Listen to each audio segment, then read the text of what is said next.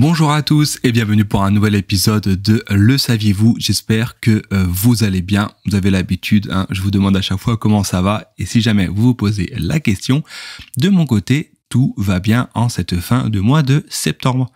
Aujourd'hui, dans cet épisode, on va parler de la manière dont on peut industriellement obtenir de la vanille et également du colorant rouge.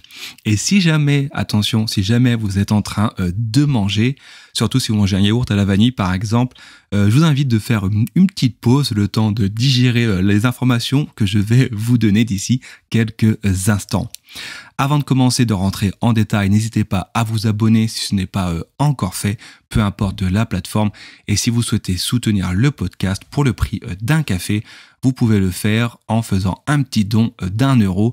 Vous trouverez le lien dans les notes de l'émission.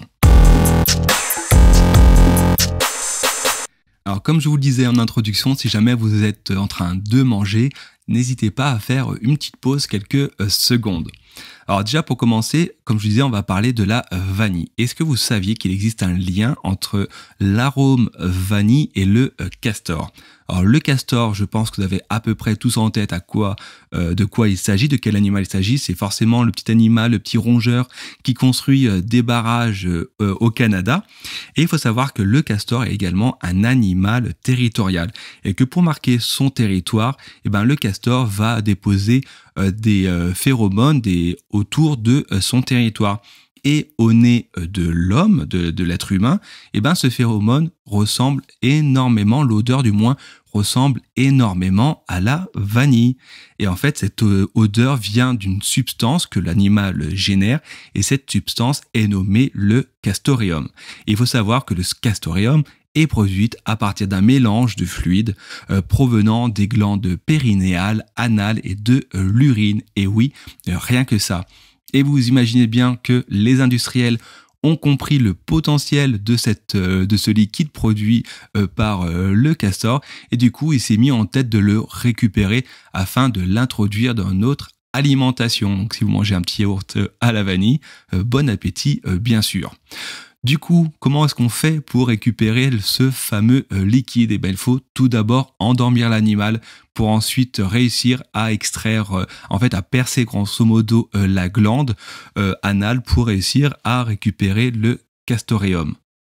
Évidemment, par l'animal ne produit pas des litres de glandes et de liquide précieux senteur vanille et du coup il faut plusieurs centaines de castors pour réussir à obtenir une quantité suffisante.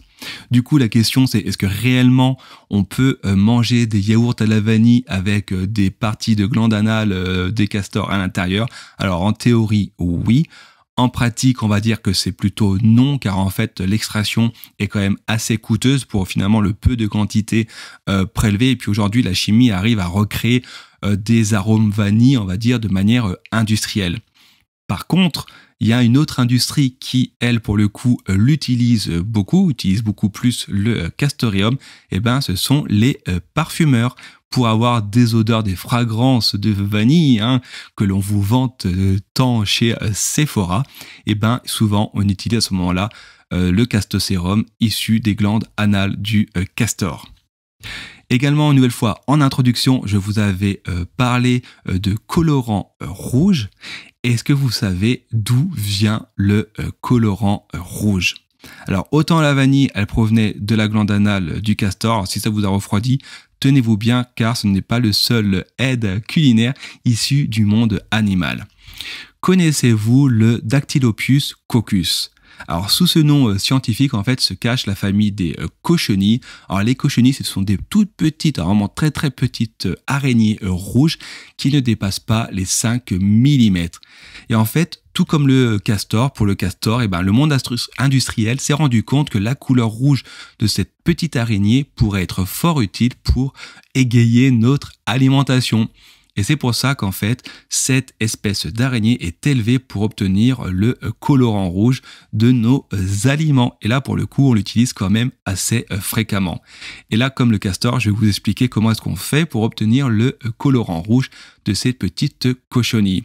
Alors en fait, les araignées sont soit tuées par immersion dans de l'eau chaude ou alors par la chaleur du four. Suite à cela, les cochenilles qui ont été donc du coup élevées et tuées, elles sont séchées à environ 30% de leur poids afin de concentrer le colorant qu'elles ont à l'intérieur de ce corps. Et une fois séchées, elles sont, elles sont tout simplement broyées pour obtenir une poudre qui ensuite sera utilisée dans l'industrie alimentaire. Et ça, c'est juste certain que vous en ayez déjà mangé.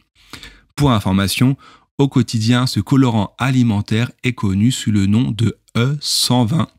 Et on en trouve pour le coup vraiment de partout, comme les yaourts, oui encore une fois les yaourts, j'ai une obsession dessus, les sodas ou encore le tarama.